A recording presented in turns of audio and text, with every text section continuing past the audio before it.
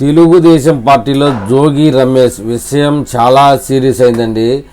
ఈనాడు పత్రికలోనే TDP నాయకుల గురించి serious వార్నింగ్లు ఇస్తూ కంటెంట్ వేశారు.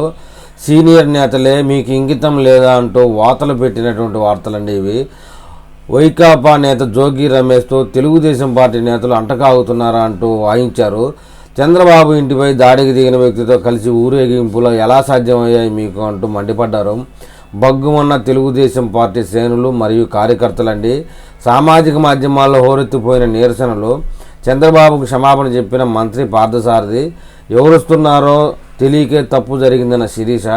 తీవ్ర ఆగ్రహం వ్యక్తం చేసిన లోకేష్ అండి.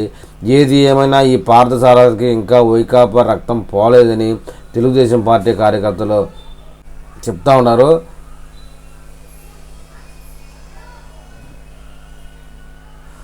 తెలుగుదేశం పార్టీ కార్యకర్తలు భావిస్తూ ఉన్నారు.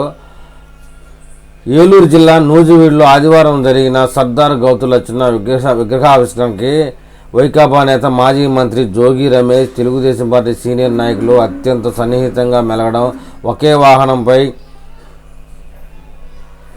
అంటకాగడం, ఊరేగడం పట్ల తెలుగుదేశం పార్టీ శ్రేణులు బగ్గుమన్నారు. కానీ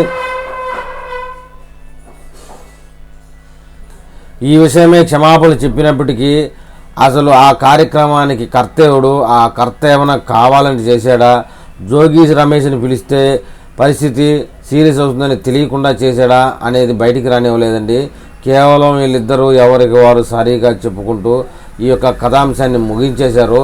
విషయం ఏంటంటే ఆ కార్యక్రమాన్ని కొనసాగించింది ఎవరు, ఈ కావాలని జోగి రమేష్ని పిలిచింది ఎవరు, ఈ యొక్క తప్పిదానికి కారణం ఎవరు అనే విషయాన్ని వీళ్ళు బయటికి రానిలేదు.